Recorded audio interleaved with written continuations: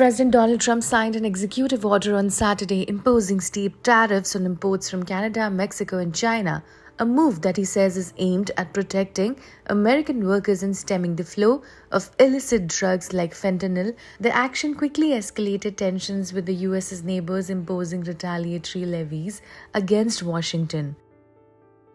We'll be announcing the tariffs on Canada and Mexico for a number of reasons.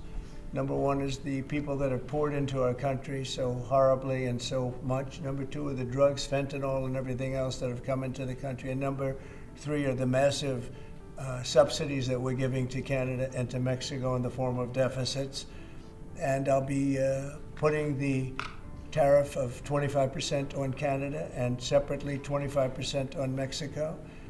And we will really have to do that because we have very big deficits with those countries. Those tariffs may or may not rise with time. And will oil be part of that? Because we get oil from Canada. Oil is going to have nothing to do with it as far as I'm concerned. Oil has nothing to do with it.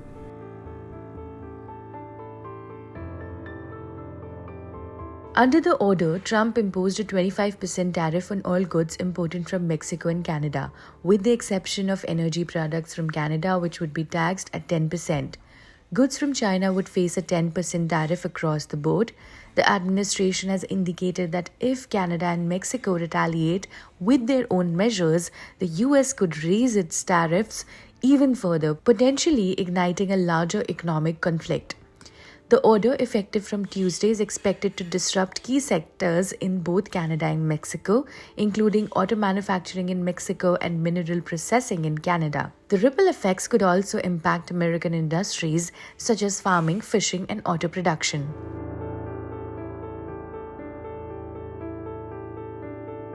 Trump's decision triggered immediate reaction from the US's North American trading partners.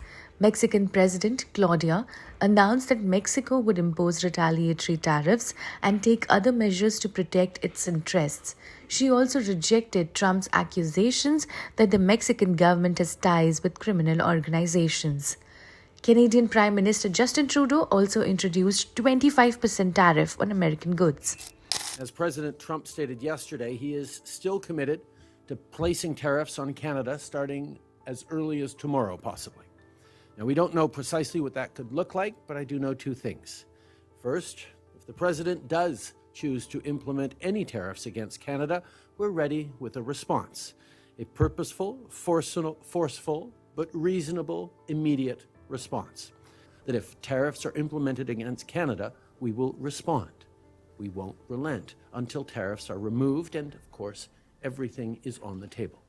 Part of what this council has been doing is pulling together perspectives from across industries, from across different parts of the country to make sure that anything we do will be fair right across the country, that all Canadians will share in the job of standing up for our interests and, quite frankly, standing up to defend the most successful trading relationship in the world. Of course, I won't sugarcoat it. Our nation could be facing difficult times in the coming days and weeks. The tariffs could cause significant economic disruption, with analysts warning that they may exacerbate inflation, which remains a key concern for voters. The budget lab at the Yale University projected that the average US household would lose $1,170 in annual income due to the new import taxes. Additionally, the move could slow economic growth, further drive up the prices of groceries, gasoline, housing, and autos. The Trump administration acknowledged the risks, particularly the potential for increased fuel and utility costs. The decision to impose a lower tariff rate on Canadian energy imports, 10% instead of 25%, reflects a desire to limit disruptions in the price of gasoline and utilities. The tariffs come at a critical moment for Trump's presidency. Having returned to the White House, Trump faces the challenge of managing inflation, which remains a key issue for voters. His administration is betting that the economic risks posed by the tariffs won't significantly worsen inflation or destabilize the global economy. For more updates, keep watching the Indian Express.